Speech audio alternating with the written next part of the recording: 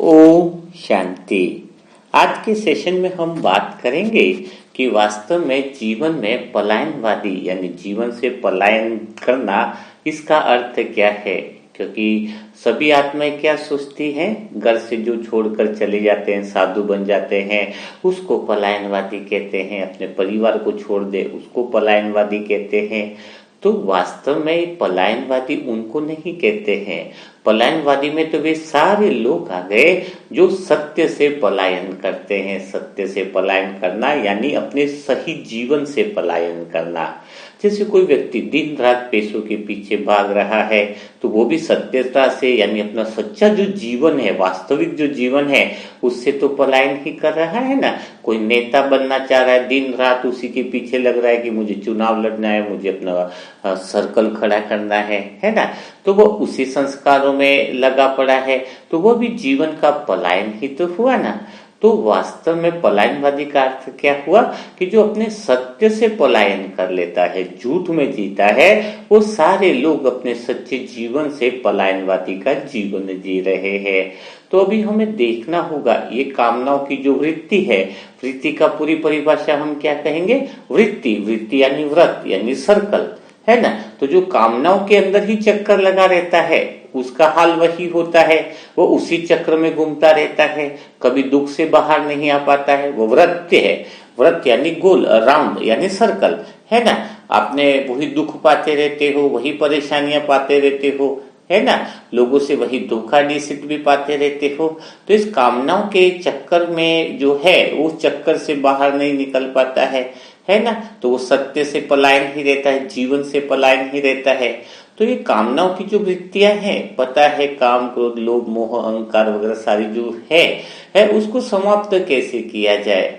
तो समाप्त करने के लिए तो कई बार हम बात करते रहते हैं कि हमें काम विकार में नहीं जाना चाहिए, हमें ये वासना में नहीं जाना चाहिए। तो वास्तव में नहीं जाना चाहिए जब हम बोलते हैं तो ज्यादा वो वृत्तियां हावी होती है। यह बहुत समझने की बात है, क्योंकि जैसे बताया गया है कि वास्तव में खाली उसको देखना है, न तो इसको दबाना है न उससे लड़ना है। इस जैसे कि उदाहरण के लिए अगर किसी को बोला जाए, घर में छोटे बच्चे को यह बोला जाए कि जो मेहमान आ रहे उसकी नाक मत देखना है ना, तो उस बच्चे में और जिज्ञासा वृत्ति हो जाएगी। नहीं देखना बोला है तो वो और ज्यादा देखेगा, और जब आएगा तो उसको रहा ही नहीं जाएगा जब तक वो उसकी नाक न देख ले, क्योंकि उसके अंदर जिज्ञासा वृत्ति होगी कि उनकी नाक में क्या होगा।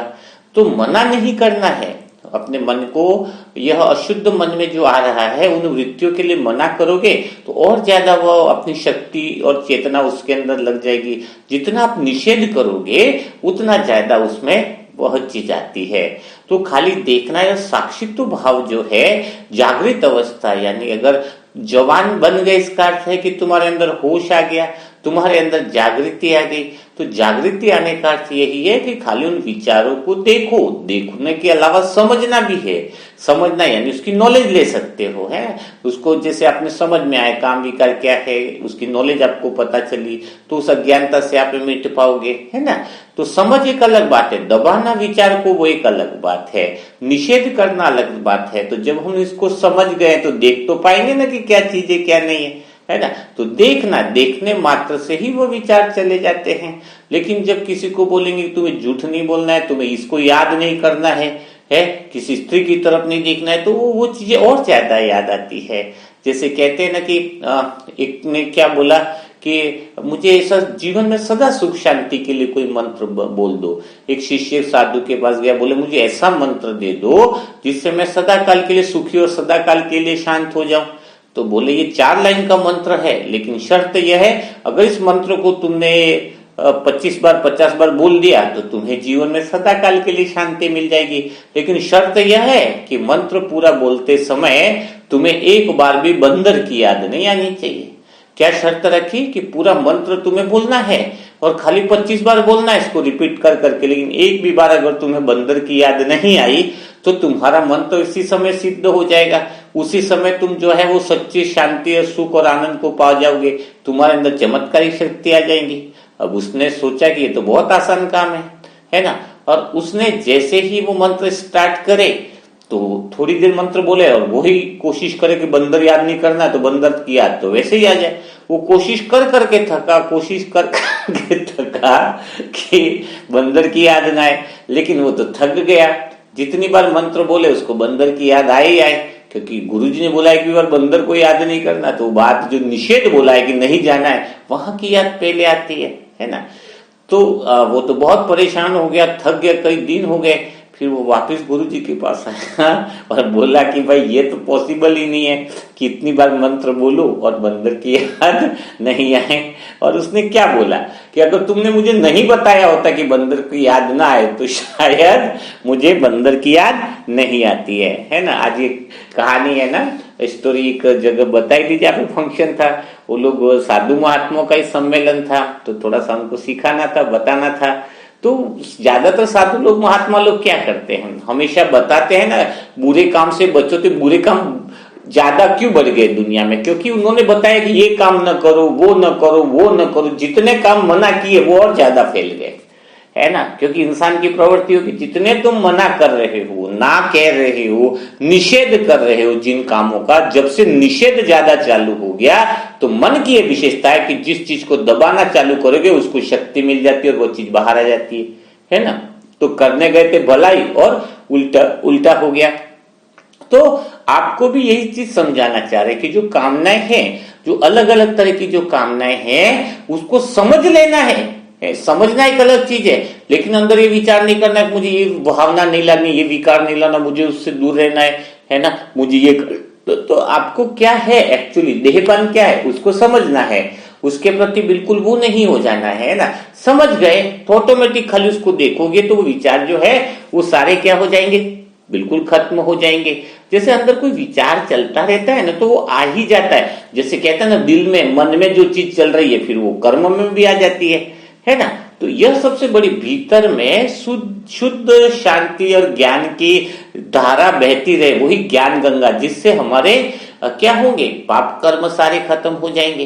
तो पाप और पुण्य क्या है कि जितना समय बेहोशी में जो कर्म किए गए हैं, है ना, बेहोशी में जितने कर्म किए वो क्या बने, पाप कर्म बने। तो अब जितने पाप कर्म को अगर धोना है तो नदी में जाकर के तो धो नहीं पाएंगे, तो उस पाप कर्म को धोने का एक ही इलाज बचा है कि होश में रहो और होश में रहकर अभी कर्म करो। जितना तुम होश में रह करके कर्म करोगे तो तुम्हारे सत्कर्म और ज्ञान की सरिता अंदर बहती रहेगी, ज्ञान की गंगा अंदर बहती रहेगी, सदा काल के लिए स्मृति की गंगा अंदर बहती रहेगी। तो पुण्य कर्म बहुत अच्छे से बढ़ जाएंगे। और व्यर्थ के बारे में चिंतन भी किया तो फिर वो कर्म के अंदर आता ही रहेगा, है ना। जो बात आपके मन में है वो मुंह में आए बिना तो रह नहीं सकती है।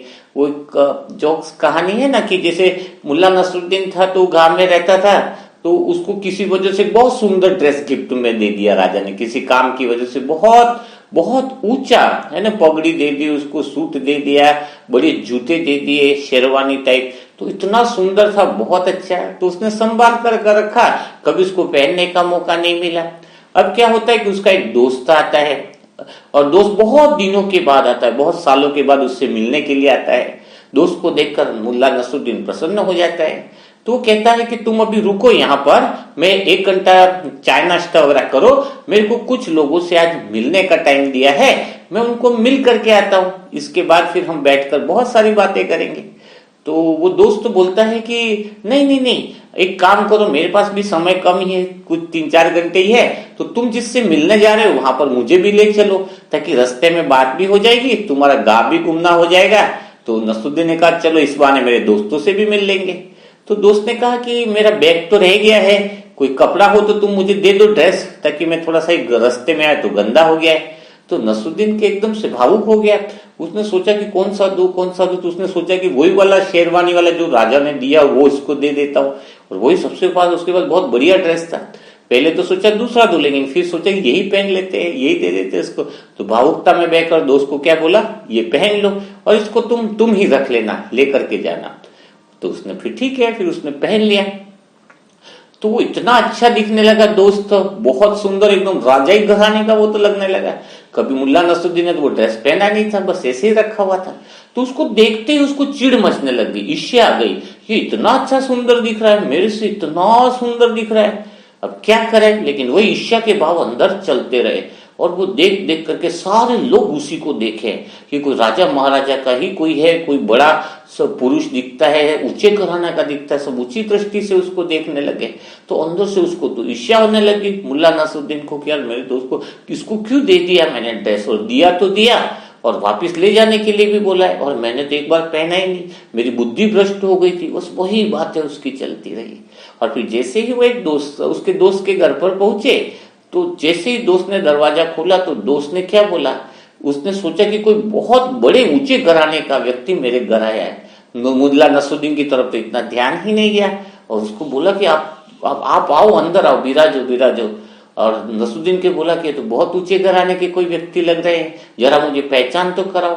तो नसरुद्दीन बोला नहीं नहीं, ऐसी कोई खास बात नहीं है, ये तो मेरे दोस्त ही है, कई साल के बाद मुझसे मिलने के लिए आए हैं और मेरा दोस्त है। ये जो मेरा दोस्त है वो मुकेश दोस्त है, और इसके सर पे जो पगड़ी और ये जूती पहनी है और शेरवानी पहनी है वो मैंने उसको दी है। ऐसा कह करके तो दोस्त भी शर्मा गया, और वो भी जो जिसके घर पे आए थे वो भी शर्मा गया कि ये बात कोई बोलने की होती है। फिर मुल्ला नसरुद्दीन ने कहा कि नहीं नहीं, वो क्या है, थोड़ी मेरी बात जीबान से फिसल गई है ना, ऐसे मुझे ध्यान नहीं था, ऐसा फिसल गई ऐसा।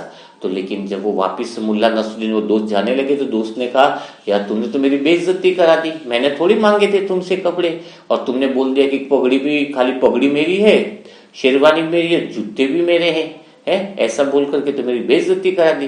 तो नसरुद्दीन ने बोला नहीं नहीं नहीं, ये तो भी मेरी जीबान फिसल गई, माफ करो। उसने बोला दूसरे दोस्त के पास जा रहे, लेकिन अब मत बोलना कुछ भी कि जूते कपड़े की उसकी कोई बात मत कर लेना, नहीं तो फिर मेरी बेइज्जती हो जाएगी, तो मुझे अच्छा नहीं लगेगा। लेकिन फिर वो चलने लगे। अब चलने लगे तो क्या हुआ, फिर भी मुल्ला नसरुद्दीन के दिमाग में तो वही बातें चल रही, इतना स्टैंडर्ड लग रहा है, इतना ऊंचे घराने का लग रहा है, मैंने उसको क्यों दे दिया। और कहते हैं कि जो चित्त में जो बातें चले है ना, वह तो मुख पर आनी ही आनी है ना, वह तो मुख पर आए बिना रह नहीं सकती है ना। तो जैसे ही धीरे धीरे धीरे धीरे करके दूसरे वहां पर चले, तो महिला मित्र थी, वहां पर गए तो उनके घर वालों ने जब जैसे इसको देखा तो बहुत जबरदस्त बात हो गई। क्या हो गई कि एकदम से वो आकर्षित हो गए कि बहुत ऊंचे घराने का लोग आए, वहां पर भी वही बात हो गई। अब मुल्ला नसरुद्दीन के अंदर ईर्ष्या की बहुत जलन एकदम से फूटने लगे, लेकिन क्या करे, वादा किया हुआ है कि जूते कपड़े और उसकी बात नहीं करनी है। लेकिन रहा नहीं गया, लास्ट में फिर उसने फिर परिचय करवाया, ये मेरा दोस्त है, ये मुकेश है और ये वहां से आया है, लेकिन कुछ भी हो जाए, लेकिन तुम जूते कपड़े और इसके शेरवानी की जो बात है, पगड़ी की बात नहीं करना है, इसकी बात ही नहीं निकालना तुम। ऐसा उनको बोला तो वो भी असमंजस में पड़ गए कि इसकी बात नहीं करना क्यों बोल रहे हैं, है ना। फिर वो दोस्त की फजीयत हो गई, और दोस्त फिर वापिस आया, और वापिस जाते वक्त फिर बोला कि तुमने तो मेरी फजीयत करा दी। तो उसने ये बताया कि मेरी जीबान फिसल गई, मुझे ध्यान नहीं रहा। तो कहने का भाव क्या है कि जो दिल में होता है, जो हम लगातार जो विचार, हमारे विकल्प की लड़ाई होती है, दोनों विचारों की लड़ाई होती है। तो दोनों विचार जो है, तो जैसे इंसान के दोनों हाथ होते हैं, दोनों हाथ ही अगर आपस में लड़ेंगे तो शक्ति तो अपनी ही जाने वाली है, शक्ति तो कहीं और से मिल नहीं रही है ना। तो विकल्प में जब हमारी लड़ाई अंदर जा रही है तो न तो किसी की हार होगी न किसी की जीत होगी, है, क्योंकि लड़ने वाले तो हमारे दोनों विचार अपने ही खुद के हो रहे हैं, है ना। तो हमें इस निर्विकल्प स्थिति में रहना ही जीवन है, वही जीवन की सत्यता है। तो निर्विकल्प का अर्थ है कि कामनाओं के विचार पे ध्यान नहीं देना है। जैसे वो विचार आ जाए, नसरुद्दीन के अंदर विचार आया, ये बात तो विचारों को खाली देखना है, समझना है, लेकिन उसको उसके साथ क्या नहीं करना, तादात्म्य यानी संबंध स्थापित नहीं करना है। जिसको ये कला आ जाती है कि कामनाओं के विचार के साथ संबंध नहीं बनाना है, सिर्फ देखना है, सिर्फ अपनी आत्मा की उन्नति कहां पर होने वाली है, और सदा होश का अगर जिंदगी रहती है तो वही कहेंगे सत्यता का जीवन, है ना। होशपूर्ण यानी अवेयरनेस हो अपने जीवन के प्रति, अपने विचारों के प्रति, अपने कर्मों के प्रति, अपने बोल के प्रति। जो होशपूर्ण जीवन जिएगा उसके जीवन से समस्याएं सदा के लिए क्या हो जाएंगी, विदा हो जाएंगी।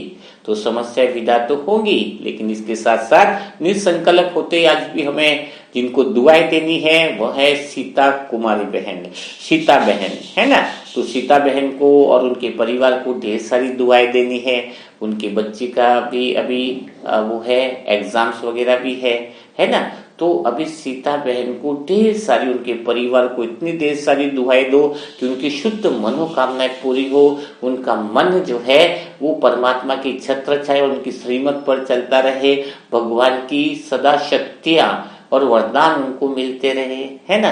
तो आपकी शुद्ध मन से उत्पन्न होने वाली जो दुआएं हैं वो जल्दी सब पर असर करती जा रही हैं। जिन आत्माओं को दुआएं मिली हैं वो बहुत अच्छे से काम करते जा रहे हैं, यानी उनके जीवन में बहुत बड़ा परिवर्तन आता जा रहा है। इसलिए आप ढेर सारी दिल से जो है वो दुआएं सीता बहन को दीजिए और उनके परिवार को भी ढेर सारी दुआएं देनी है ताकि उनका जीवन सफल हो जाए और अपने को भी प्लेटफॉर्म मिला है एक पुण्य कमाने का। तो बिना देरी किए सीता बहन को ढेर सारी दुआएं देनी है। व्हाट्सएप ग्रुप से जुड़ने के लिए मोबाइल नंबर है 7202921969। आज भी कुछ आत्माओं ने ग्रुप को ज्वाइन किया है, तो जो नए आत्माओं ने जो ग्रुप को ज्वाइन किया है वो जरा समझ लें कि यहाँ पे क्या प्रोसेस है। 2-3 दिन देखें, है ना, कि कैसे ग्रुप में दुआएं देनी है, कैसे नीचे कमेंट बॉक्स में दुआएं देनी है। उस तरीके से पूरे प्रोसेस को समझकर ही फिर दुआएं देने का काम करेंगे। कल फिर हम मुलाकात करेंगे ऐसे ही दुआ के सेशन के साथ। तब तक के लिए सभी भाई बहनों को ओम शांति। और मुरली मंथन के जो क्वेश्चन आंसर हुए थे उसका अभी इस वीक में यानी मंडे से थर्सडे के बीच में सबके रिजल्ट आना चालू हो जाएंगे। सबको व्यक्तिगत तरीके से बात भी की जाएगी कि आपने कौन से गलत किए हैं या कौन से आंसर सही दिए, और सभी का जो आंसर था उसका एक ऑडियो रिकॉर्डिंग भी दी जाएगी ताकि आप कंपैरिजन कर पाओ कि मेरा नंबर किस में है। किसी के साथ वो नहीं होगा कि मोह की वश इसको ले लिया जाए। ईमानदारी के साथ टेस्ट होता है तो ईमानदारी के साथ ही रिजल्ट सबको दिए जाएंगे। तो कल फिर मुलाकात करेंगे ऐसे ही सेशन के साथ। तब तक के लिए सभी भाई बहनों को ओम शांति, ओम शांति, ओम शांति।